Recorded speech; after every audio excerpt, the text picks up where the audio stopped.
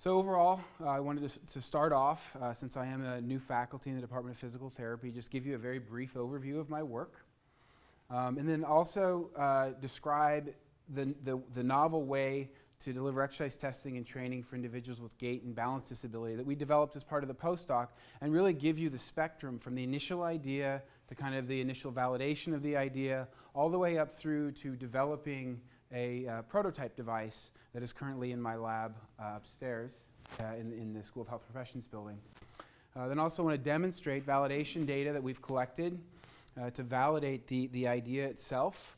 And we'll see some pictures and see the prototype in action of the device that is designed to safely deliver exercise testing and training to individuals with some type of gait or balance disability. So overall, my work, the problem that I'm seeking to try to understand is that with aging and disability, individuals become less active, they walk slowly and become less stable.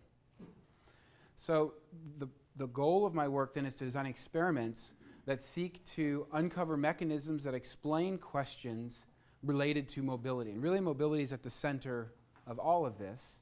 And then ultimately, I'd like to utilize technology or exercise-based approaches to help people achieve improved cardiorespiratory fitness, strength, and improved dynamic stability.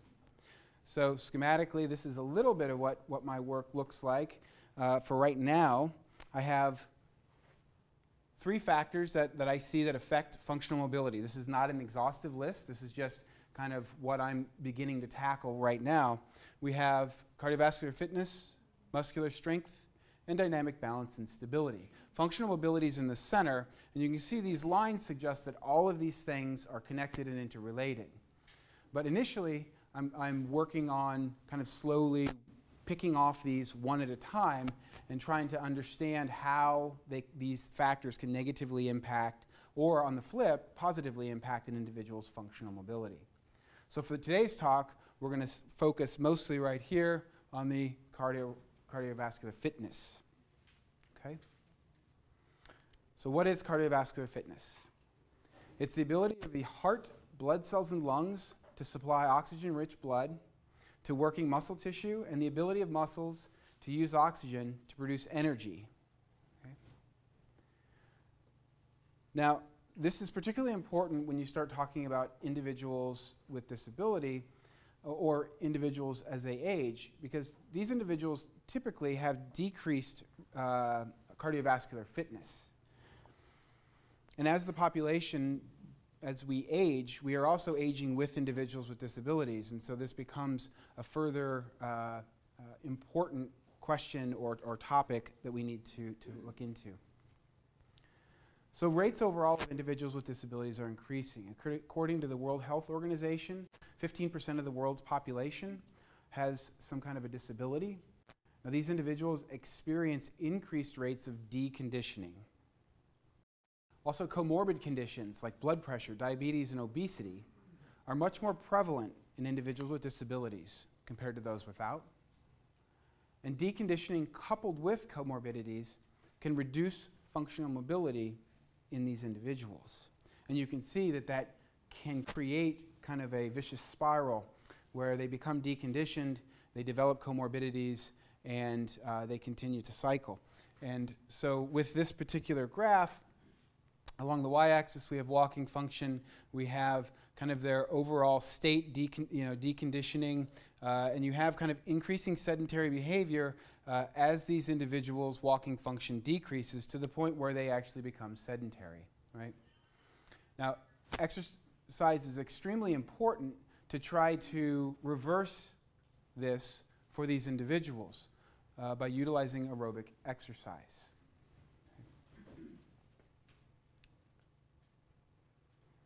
So how do I study this? Well, my work has first attempted to discover a better way to perform testing and training paradigms for individuals with gait and balance deficits. Now, it's not to say that these modalities don't currently exist. We're just trying to create a better way to perform them. Now, within a laboratory environment, real estate can be an issue, and when individuals are exercising, one of the common ways that individuals choose to do so is on a treadmill. And you can see Homer in this particular cartoon is exercising on a treadmill. Now, for individuals with disabilities, treadmills can be a little scary. They may not actually feel very comfortable on a motorized treadmill or may not feel safe. And in fact, treadmills may not be safe. This is a video here. This is Taylor Swift. You can see what happens here. So that doesn't look good, right? So treadmills can provide a challenge. If you take a misstep while you're exercising, it can lead to some more dire consequences. This was highlighted last summer when Dave Goldberg, he was the CEO of SurveyMonkey. He went on vacation with his family, and he went to go for a run in the hotel gym, and somehow fell, gashed his head, and died while on vacation. Around the same time, we have another story. Student 23 died after falling off of a treadmill during a gym session.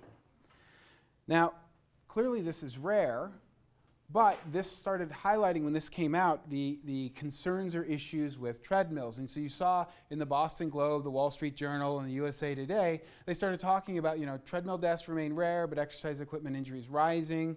Treadmill injuries send thousands to the ER every year. Now, so again, general exercise injuries during exercise are increasing, and over 70% of those occur as a result of walking on a treadmill.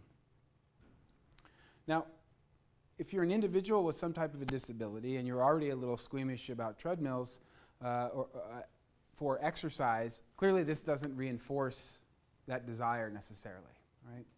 But treadmills do provide certain benefits, clearly, while an individual is trying to improve their cardiorespiratory fitness. So walking and running uphill creates a very controlled environment where you can at least grossly titrate the amount of work that a person is having to perform or the power output that's required for them to perform the particular task. And so by increasing the grade, you increase the amount of work that a person has to perform against gravity. Secondarily, by scaling speed, you can also then modify or change the power requirements of the task itself. And so again, power is just work, the amount of mechanical work that a person is doing divided by time, which equals simply force times velocity, the amount of force that they're applying, in this case against the ground, and then how fast they're walking. So this is a common way that we grade exercise while performing either graded exercise tests or doing some type of exercise training. So standard paradigms for exercise testing and training may be problematic for individuals with disabilities. Increasing treadmill speed and inclination of standard graded exercise tests might be tolerable for individuals without balance deficits, but they may be intolerable for individuals with some type of gait or balance disability. This is related to a potential limited range of speeds that individuals can achieve, and also just the instability as you start increasing the slope of the treadmill that may make them feel unstable or unsafe, leading for them to grab onto the handrails.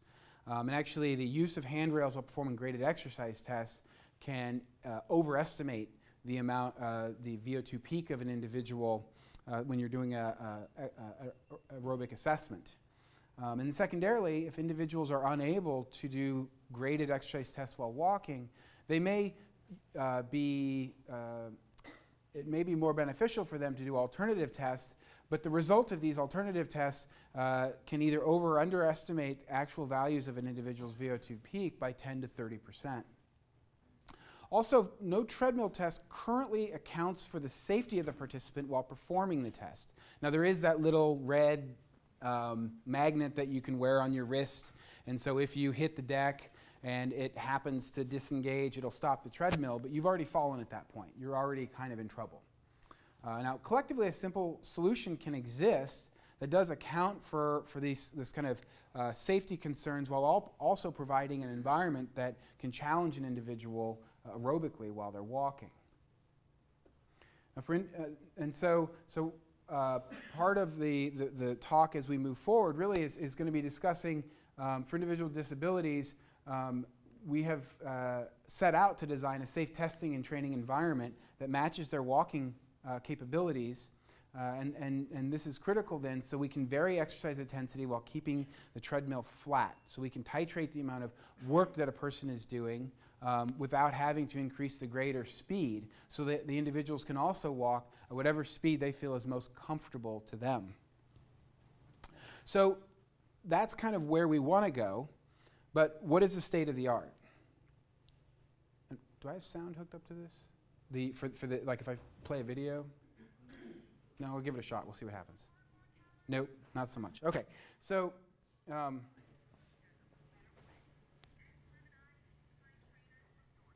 doesn't work. Okay, so what they're doing here is they're talking about, and you can see how excited she looks. So they have this incline trainer, and they're touting the effects of just increasing incline to increase the amount of work. And certainly that is a way, but they're selling it like it's just this amazing innovation that they've come up with, which is pretty standard fare. It's an amazing marketing job. But you can see as the individual increases, they're saying 3 times the amount of calories burned, 5 times. Look when they say 5 times, what's the individual doing? What are they holding on to? Handrails, right? So do they think they're really getting 5 times the calorie burn? I'm not sure. But so that's kind of, at least most recently, that's kind of the state of the art. Kind of, if you want to increase intensity, you walk uphill. Okay. Now, we did go back in the literature in kind of coming up with some of these ideas and look to see kind of what has previously existed. So, we asked the question, can we create an equivalent of slope walking without increasing the slope of the treadmill? And previous research has shown that walking on a sloped surface and walking against a horizontal load applied at the center of mass is almost equivalent. And in this particular graphic, you can see that the person is wearing a belt that is attached to a tether that has just a gravitational load that is being delivered through a pulley while they're walking. And in this case, they're measuring the expired air as the person is exercising. So overall, if you have an individual walk at the same speed, but in one case you vary the slope of the treadmill, and in another case you attach a gravitational load onto the person, they showed that you could achieve similar results. However, what wasn't done with this particular study is to see if you have people walking at 2 different speeds. So you have them walking at very different speeds. Can you get equivalent measures, cardiorespiratory measures, or metabolic measures while an individual is exercising? Now, as part of my postdoc, there was a couple studies I took part in, and again, that provided some of the impetus for this work. And we had an individual walking against, individuals post-stroke, walking against horizontal resistive forces. And this, if some of you have seen it, it is in the kidney assist, which is in Dr. David Brown's lab. And what we showed is that the use of horizontal resistive forces, that for individuals post-stroke, even those that walked very slowly, they could still generate greater propulsive forces than predicted given their walking speed. So this did suggest that they could, in one case it suggested that the reason they're walking slowly may not entirely be due to just the fact that they're weaker, because when provided with the right environment, they were generating greater propulsive forces. So that was interesting. Secondarily, in a secondary study we showed, and again along the y-axis here we have what's called extrapolated force output. This is just, we made a slope of a line that would estimate kind of what a person's peak force output would be. So we had individuals, the individuals post-stroke are the blue and the red, and we had age-matched controls here. And overall what the bottom line of this graph is that these individuals, even individuals who we had were kind of lower functioning, could still walk against high relative horizontal loads. This is up to 3 newtons per kg. So again, these individuals have the ability to generate propulsive forces while walking. Okay? And so with that, then we designed a method for aerobic testing and training while an individual walks at their comfortable speed. And that's just simply kind of the 2 studies ago that I showed you. If you have an individual walk and you apply a horizontal or resistive load and then ask them to maintain their walking speed, they're able to match that, and you're able to, again, grade the effort that a person has to walk or has to generate while walking, while performing the test. And so as part of this, then I created an algorithm that would allow me to take standard graded exercise tests, such as the Bruce protocol, and create equivalent work rates for individuals while walking at whatever their comfortable speed is, flat, while just applying a horizontal resistive force. So we're able to match work rates. And this is an example of the Bruce protocol. For this particular test, every 3 minutes, the grade and speed of the treadmill is increased.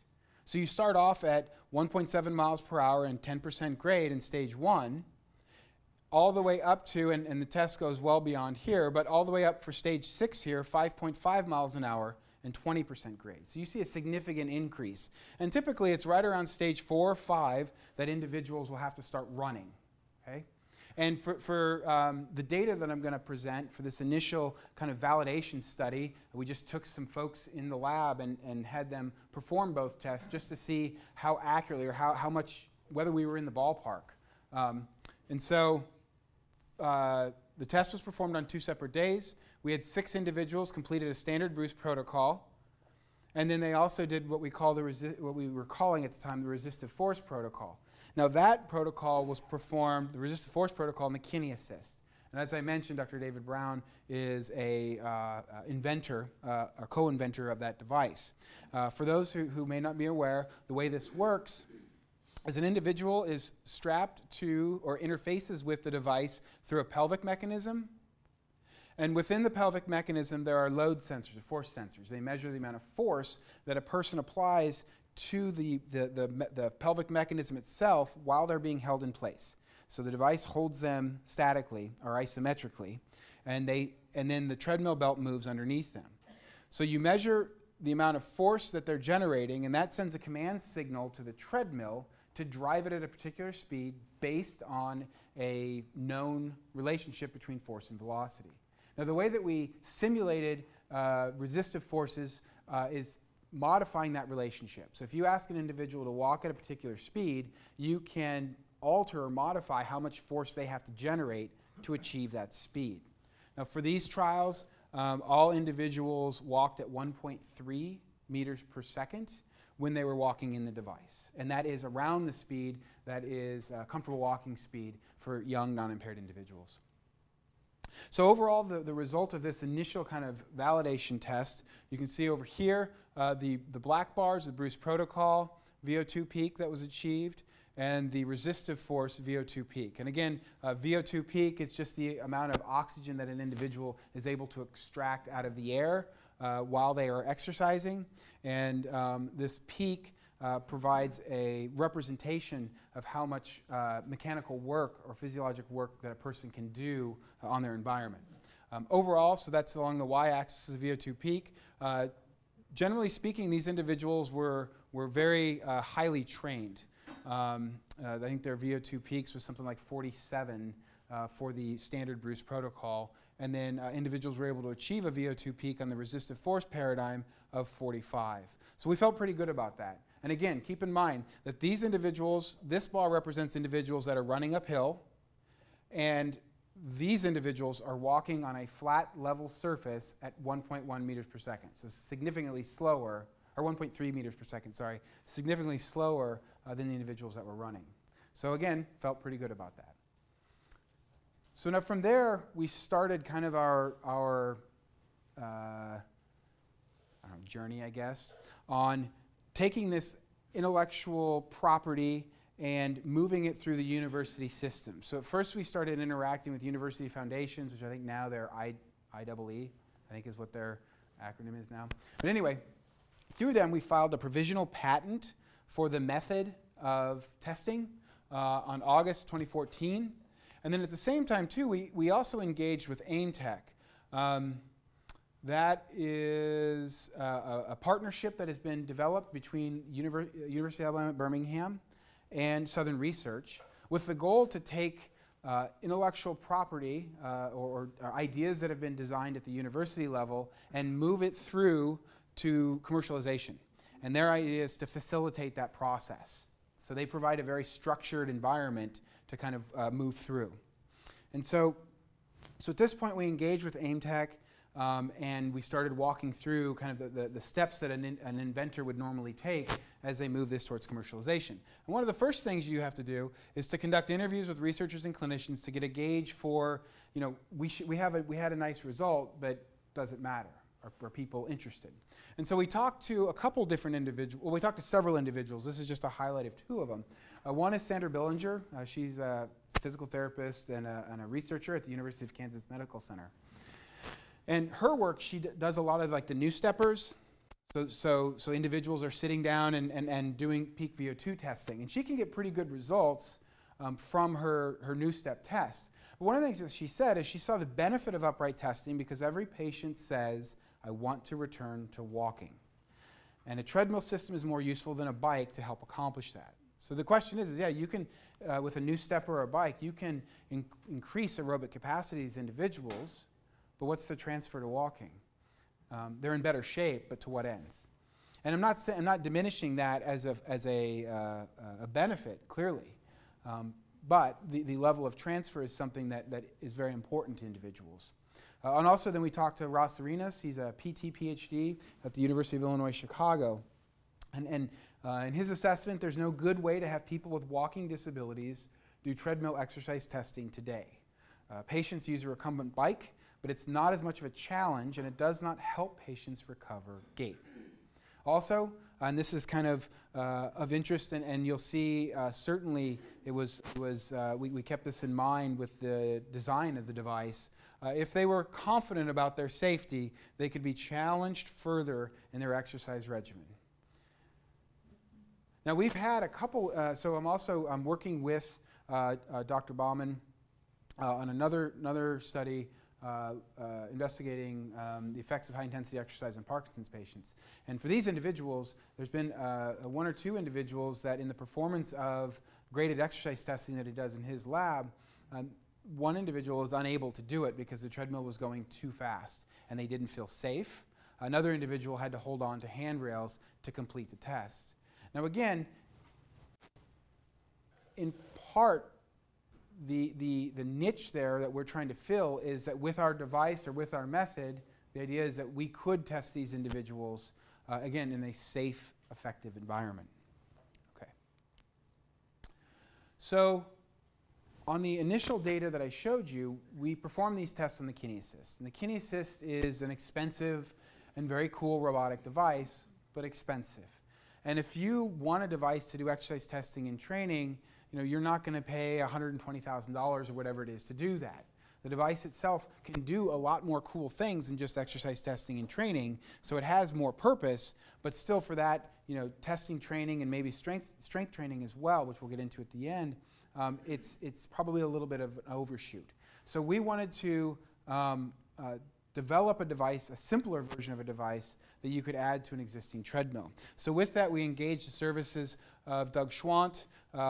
He was actually one of the individuals who helped develop the original Kidney Assist and has had a relationship with Dave for quite a while. And so him and I sat down and started working on ideas that we could apply this concept to a standard treadmill. And at first, one of the things we started out with was thinking about using kind of rubber tubing. Rubber tubing is kind of nice because if you stretch rubber tubing to 2 to 3 times its resting length, you can get a near constant force for very small displacements. So that initially seemed like a reasonable idea, and we started playing around with that. And as a result, we put together what's called an experiential prototype. This was just something that get in and feel and get a sense of what the device is or what it could be. And we also at this time engaged in a partnership with Woodway. Woodway makes high-end treadmills. They actually let us borrow a treadmill so that we could partner with them and kind of work on developing this idea.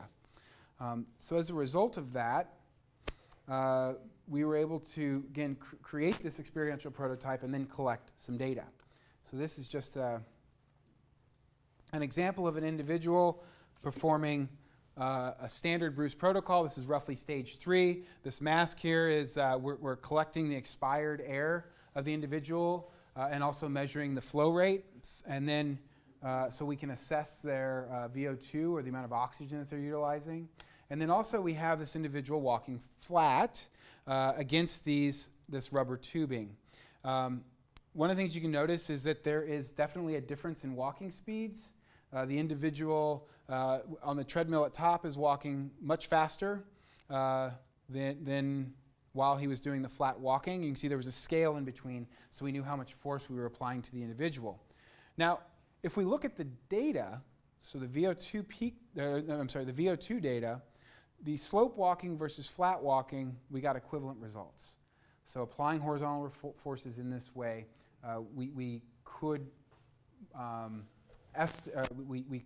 create or mimic a standard protocol. And again, in very different conditions. An individual walking uphill at a faster speed versus walking on the level.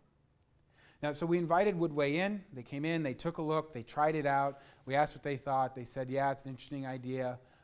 You know, it's maybe something that we would be willing to partner with you, but it's not going to be that device. And we're like, yes, of course. It was just an experiential prototype. You know, this was just to get them here and to get them interested.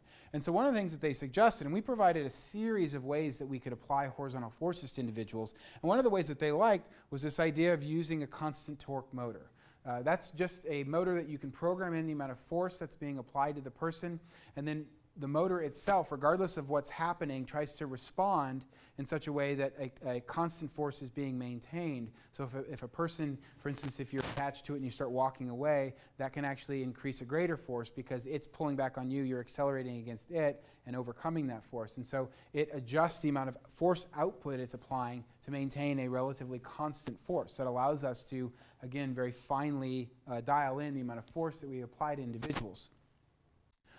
And so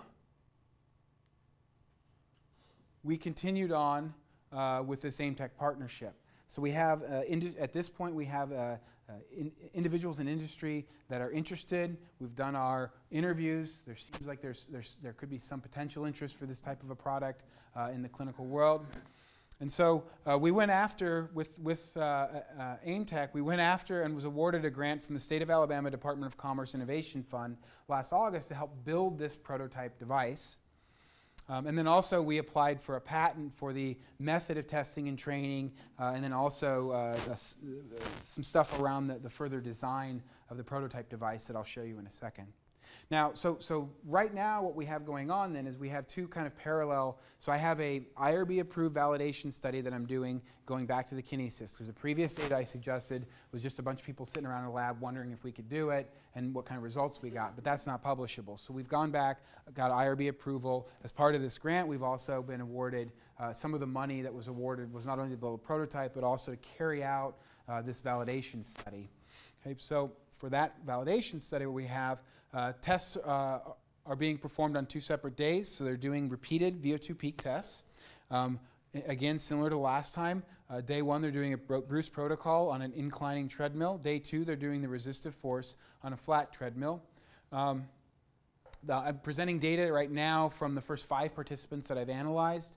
I will be presenting this data at the American College of Sports Medicine conference at the end of May. So I need to get moving on analyzing the data. But I'm presenting the first 5. For the resistive force trials, so on the kinesis, individuals are walking at 1.1 meters per second for all tests. So overall, what we can see for right now, the data looks reasonably promising. Okay, again, this is just the first 5 subjects that I looked at, or participants that I looked at. Again, these are all non-impaired, healthy individuals. And I think that's something that's throughout all of this that'll come up at the end. For all these testing that we're doing, this validation stuff, it's all non-impaired individuals for right now. But what you can see is the traditional Bruce protocol compared to resistive force paradigm. You can see almost equivalent VO2 peaks. And we get similar peak heart rate values and similar RER, so respiratory exchange ratio. That's a ratio of the carbon dioxide that is produced relative to the amount of oxygen that's consumed. It can provide an indication of how hard an individual is working. For individuals that are performing peak VO2 tests, they suggest that an RER greater than 1.1 suggests that you've reached some kind of maximum or peak workload of an individual. So overall, all of these are within 4% or less. And so, again, we have the data. We're going to continue to move forward. Another type of analysis that needs to be done is looking at stage by stage. So we can get to the same peak, but how do we look? Because the whole point is that what we're trying to say is that we can titrate the amount of work that a person's doing to a pretty equivalent level. So on a stage by stage basis, how does that look? So that's more data to come on that. Oop. Okay, so as far as building the prototype, at this point, like I said, we engaged Southern Research as part of this AIM Tech, and there's a lot of very talented engineers at Southern Research to help kind of build this prototype device for us. Working with us to develop the prototype device, I should say. So overall, this is the team, and this really covers a wide gamut of individuals with lots of very different backgrounds that have been has come together to put together this individual prototype. So overall, we have Stacy. She's with Intellectual Property, Stacy Kepke, here at UAB. John helped develop the very kind of easy, intuitive software interface that we use to control the treadmill and also the force that we apply to individuals. Jonah is a project manager at Southern Research. Josh here helped develop the frame and structure around it, and you'll get a better picture of what this prototype device looks like in a second. Patrick works with AIM Tech, and he's a project accelerator. So he's helping kind of move you through quickly through the process. Danny is developing the controls for the constant load motor. Jason is the applied force components, so everything that kind of goes into attaching the constant torque motor to the individual. Bob Hergenrother is also a project accelerator with AIM Tech. He's the kind of the head of AIM Tech, and then also David Brown and myself. So again, we have a biomechanist, a physical therapist. We have electrical engineers, mechanical engineers. We have a lot of different people that we've been able to kind of bring together to help kind of design this device or to achieve this common goal. So with any initial design, you need to have kind of design requirements. And so this is just a simple list of a few, one of which was finely controlled resistance, so within 1 pound, so you could apply it in increments of a pound. We also wanted to be able to accommodate different heights and weights of individuals. And also this kind of key point is to provide a safe environment for individuals to exercise. So we can prevent falls to the treadmill surface and also prevent an individual from getting, kind of like Taylor Swift in the video previously, getting spat off the back of a treadmill. We want to avoid that if we can. Okay? So this is what the initial prototype design idea for the ResistX, and this, now it's being called, apparently as part of this grant, we were able to pay for some marketing folks to kind of brainstorm and ideate on an idea or a name of the device, and they came up with ResistX, or Resist to the X. I don't know, we can talk about what y'all think of that later, but it's what we're going with for now. At the end of the day, if this gets licensed or bought outright, the individuals that do it can call it whatever they want. So overall, what we have here, though, is this is the module where the force and the electronic components are housed. You have these little handrails on this frame structure that's attached to a Woodway treadmill. No modifications to the treadmill were required to do this. We used the existing structure. We have safety pads also on the back. This is another, so to prevent individuals from falling, we have tethers that are attached to the individual, and also the force, and you can't really see it, but the force is attached to a tether that comes out between these two pads that are sitting right here. So now anytime you design a device, you have to have somebody be the first person to test it, right? And you don't know how that's going to go. So you need somebody that's willing to jump in there and try it. So I brought my daughter into the lab and put her in. Now, I'm just kidding. I wouldn't ever have her be the first person to try it. I mean, that's what you have graduate students for. So this is Avantika. She's in the crowd today. And so we just want to show you kind of what this looks like as it's being operated. So again, as we see, we have the force being applied to a tether. We have these straps that are attached to a belt to prevent an individual, if they lose their balance, from falling to the treadmill surface. The backboard was padded, as you saw as well. And we have these pads right here. So again, they're just the instructions as you add force is for the individual to maintain their position on the treadmill. So if you provide too much, or if they're unable to generate the needed lower limb power to maintain their position, then they're going to get sucked back into those pads. Okay, so we have a device that functions mechanically. Now, the question is it safe? So you can see as I'm walking, and then if I'm unable to keep up because the speed is too high, for instance, or the force is too great, the idea is that not only will these straps prevent me from falling to the ground, they'll also kind of catch me kind of like a basket or a catcher's mitt, and as a backup, obviously, we have these pads. So again, for initial prototype, now keep in mind this is an initial prototype, we feel we've done a pretty good job of creating this safe environment and then also creating or being able, I guess, to modify the amount of force that an individual has to walk against. Okay, so a key part of the ResistX is that we can create precisely calibrated power outputs, and that's related to we put in a specific force and a velocity. How well does the device apply force to the individual? Along the y-axis, we have percent air in targeted force. So what this is you have, if we're programming in, we want to apply 5 pounds of force to the individual while they're walking, how much force is actually being applied to them? So and we have that calculated as a percent error. And then along the x-axis here is targeted force condition in pounds. The black dot is just the initial configuration. This is when the engineers put it together and put it up in my lab, we wanted to test this. And what you can see is initially at the very low force levels, you didn't have a really high degree of accuracy. So in this case, if you're applying 5 pounds of force, you say you want to apply 5 pounds of force. Initially, on average, the person was generating right around 10 or close to 10 pounds of force. So that's not cool, especially because down here, this is probably where a lot of individuals with disabilities, if they're testing or training, are going to reside, down in these lower force levels, right? And so it's important then that at these lower force levels, we can improve accuracy. So we called the engineers back in, made a minor modification, and you can see at this 5 pound force level now, we're within pretty reasonable limits. I think it was like 5 versus 7 or something like that. And so you can see this curve is kind of slowly coming down. They were just in my lab maybe yesterday, and they made another modification, and I wasn't able to get data on it yet, but we're hoping we can just continue to lower that error or reduce that error as we move forward on the particular device. Also just doing kind of the testing, kind of the Pepsi challenge, so to speak, for comparing the Kinesis, the Treadmil, doing a Treadmil test, and also this ResistX. This is doing up to 3 stages of the Bruce protocol.